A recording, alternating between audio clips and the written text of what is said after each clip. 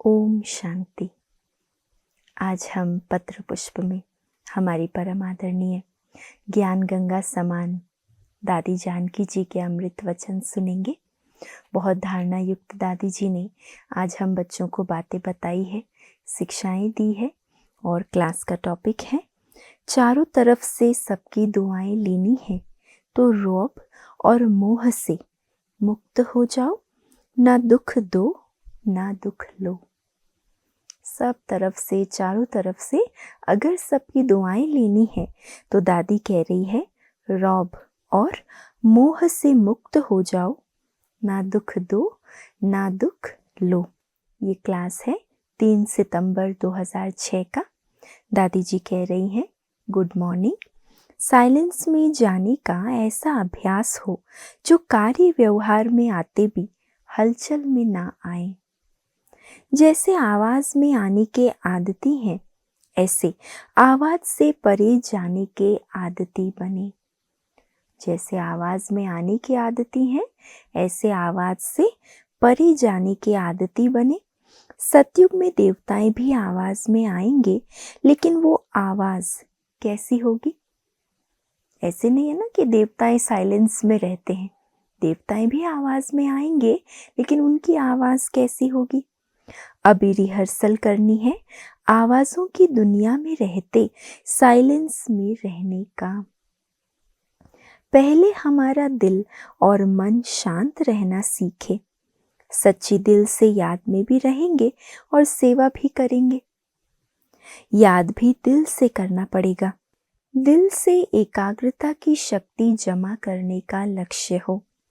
एकाग्रता से जमा हुई शक्ति सुखदायी है। इसमें प्यारे बाबा की याद अपने आप आती है। एकाग्रता से जो शक्ति हम जमा करते हैं तो प्यारे बाबा की याद ऑटोमेटिक जैसे मन में आती है। बाबा अभी ध्यान खिंचवाता है कि जो मैं कहता हूँ उसे ध्यान से सुनो। ध्यान से सुनते हैं तो करने का जी चाहता है। जो बात अच्छी ध्यान में आती है, प्रैक्टिस करते हैं, अनुभव होता है तो आगे चल के और प्रैक्टिस करने की इच्छा होती है। कोई भी चीज़ हम बार बार कब करते हैं? जब एक तो हम उसको करने के अभ्यासी होते हैं और दूसरा उसको अभ्यास करते करते जब उसका अनुभव हमें हो जाता है तो करने की इच्छा होती है। संगम का ये समय है ही रिहर्सल करने का। सर्व गुणों में संपन्न, संपूर्ण निर्विकारी बनने की अभी से रिहर्सल करनी है। संपूर्णता में जरा भी कमी ना हो, अंश मात्र भी कोई विकार ना हो।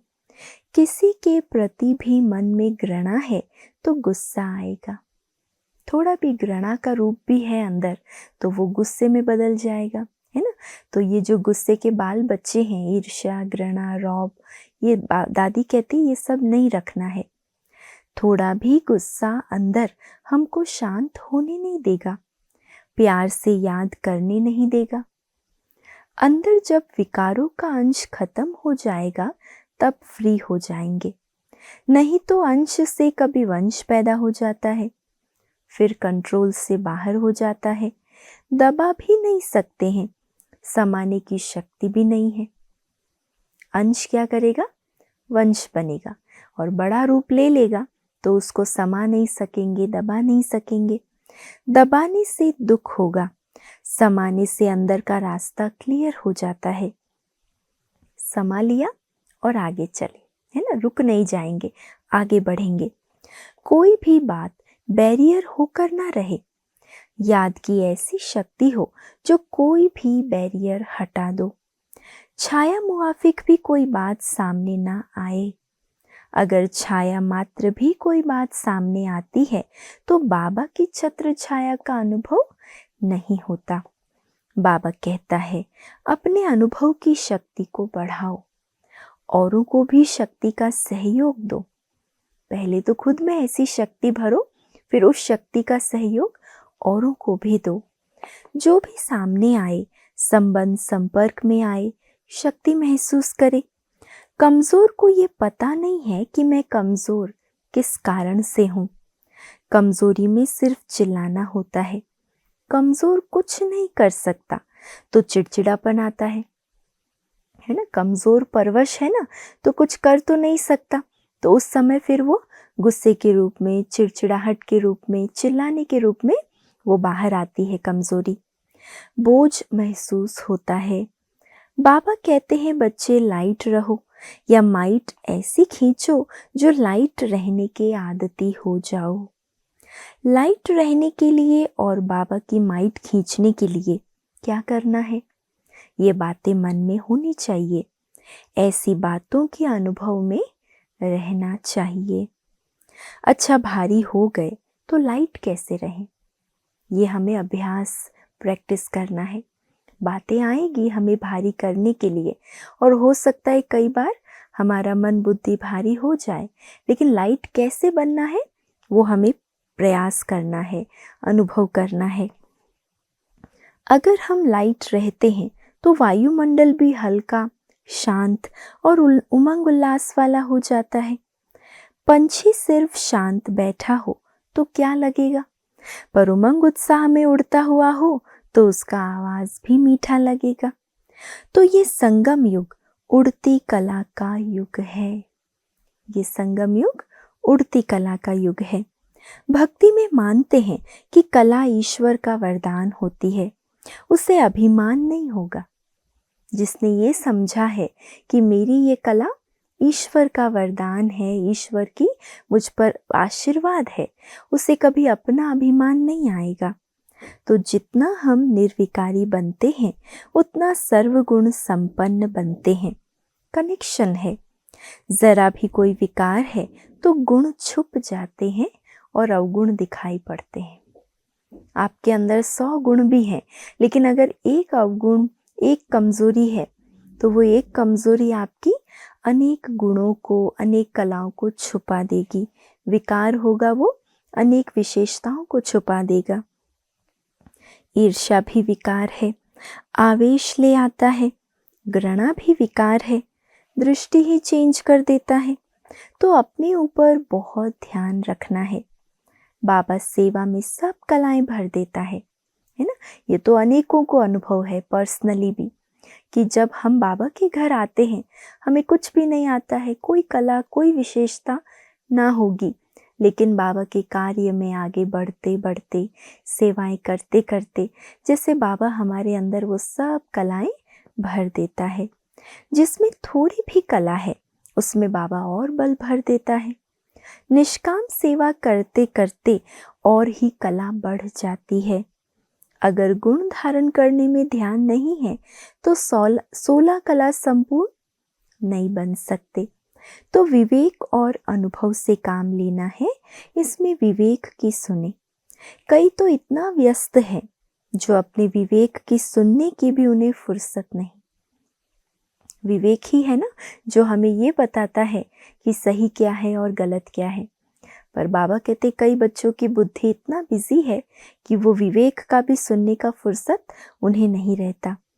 बाबा का बनने से विवेक जागृत हुआ। विवेक जागृत होने से बुद्धि काम करने लगी है। कभी मैं सोचती हूँ विवेक से पूछूं या दिल से पूछूं, है ना, बुद्धि काम करे या दिल काम करे। दादी कहती ये मैं अपने आप से सोचती हूँ। दिल गवाही देता है कि तुम विवेक से ठीक काम करने लगी हैं। फिर बाबा राजी होता है। हमारे से कोई पूछे तुम राजी खुशी हो, मैं कहूँगी आप मेरी तरफ से बाबा से पूछो। मेरा बाबा मेरे से खुश राजी है। बाबा खुश राजी होगा जो हर दिन, हर घड़ी, हर घंटे, हर मिनट मैं खुश राजी होंगी। बाबा खुश, हमारी चाल चलन, हमारे चार्ट से तो हम बच्चे भी खुश। अगर मैं किसी भी मिनट राजी ना रही तो बाबा को क्या मुंह दिखाएंगे। लौकिक में जो भी मनुष्य करते हैं दुनिया को मुंह दिखाने के लिए। कई बार फेलियर हो जाता है तो छुप कर बैठ जाते हैं। हमें तो बाबा का आज्ञाकारी, वफादार, ईमानदार, फरमानदार बनना है। क्या करना है? आज्ञाकारी, वफादार, ईमानदार, फरमानदार बनना है। आज्ञाकारी बच्चा सदा हाँ जी कहेगा। प्रभु की आज्ञा सर माथे, बच्चा वफादार है तो अधिकारी है, सजनी वफादार है तो बड़ी बलवान है। न कभी व्यक्ति की याद आए, न वैभव की याद आए। बाबा को ऐसी सजनी चाहिए, न कोई व्यक्ति याद आए, न कोई वैभव याद आए। भाई में कोई रौब ना हो, बहन में कोई मोह ना हो। विशेष ये दो चीजें होती है ना, बहनों में मोह ज्यादा होता है और भाइयों में थोड़ा रौब का संस्कार होता है। तो दादी कह रही है इससे मुक्त हो जाएं। किसी प्रकार का जरा सा मोह है, शरीर के साथ है या संबंध में है तो दुखी जरूर करेगा। रौब है तो किसी न किसी को दुख जरूर देगा। इनसे मुक्त हो जाएंगे तो चारों तरफ से दुआ मिलेगी। जहां भी कदम रखो वहां सबकी दुआ मिले। हमें अपना जीवन कैसा जीना है वो भी दादी सिखा रही है। आप जिसके भी संपर्क में आओ, जहां भी जाओ, जिनके संग में जाओ, वो आपको दुआएं दे। ऐसा आपका कर्तव्य कार्य हो, ऐसे आपके चरित्र हो। अभी संगम युग है, दुआओं का भंडारा भरपूर करने के लिए। एक ज्ञान का भंडारा भरपूर हो, दूसरा सेवा अर्थ भंडारी भरपूर हो। जो ईमानदार होगा वो कभी किसी प्रकार से हेरा फेरी नहीं करेगा। बाबा को कौन से बच्चे पसंद हैं? ईमानदार, वफादार। तो इसीलिए दादी कह रही है जो ईमानदार होगा वो कभी हेरा फेरी नहीं करेगा, न बोल में न कर्म में। मैंने देखा है ईमानदारी से रहने वाले को बाबा के दिल में बैठने का स्थान मिल जाता है। बाबा ने हम सबको सुखमय संसार बनाने के निमित्त बनाया है, तो अंदर मेरा संसार सुखमय है ये चेक करो। हम इस विश्व को सुखमय बनाने के निमित्त हैं, तो पहले आंतरिक जो मेरा संसार है क्या वो सुखमय है ये चेक करो। कोई दुख लगा हुआ हो तो अपनी एकाग्रता की शक्ति से बाबा को सामने रखकर उसे मिटाओ। अभी दुखी होने का समय नहीं है, अतीन्द्रिय सुख में रहने का समय है, अंतर मन से शांत रहने का समय है, बाबा के प्यार की शक्ति जमा करने का समय है। क्या क्या करना है अभी? अंतर्मुखी रहने का, अतीन्द्रिय सुख में रहने का और बाबा के प्यार की शक्ति जमा करने का, अंतर मन से शांत रहने का समय है। बाकी अपने आप से पूछो, मेरा समय सफल हो रहा है? हमारे सदके औरों का भी समय सफल हो, निष्फल ना हो। हमारे सदके माना हमारे साथ साथ औरों का समय भी सफल होता रहे, ये हमारा लक्ष्य हो। तो कितना सुंदर दादी जी ने हमें, वैसे भी देखिए जनवरी मास भी चल रहा है, तो दादी जी की सुंदर प्रेरणाएं हमने सुनी। रौब से, मोह से, सबसे मुक्त होना है। सर्व कलाएं स्वयं में भरनी है, कोई भी प्रकार का विकार ना हो, क्योंकि एक भी विकार आपकी अनेक कलाओं विशेषताओं को खत्म कर देगा। और हमारे अंदर अगर कोई कला है तो बाबा के प्यार में, बाबा के यज्ञ में, बाबा की सेवा में अगर हमने लगाई तो बाबा उसको अनेक प्रकार की कलाओं से और भी भरपूर कर देगा। अच्छा, ओम शांति।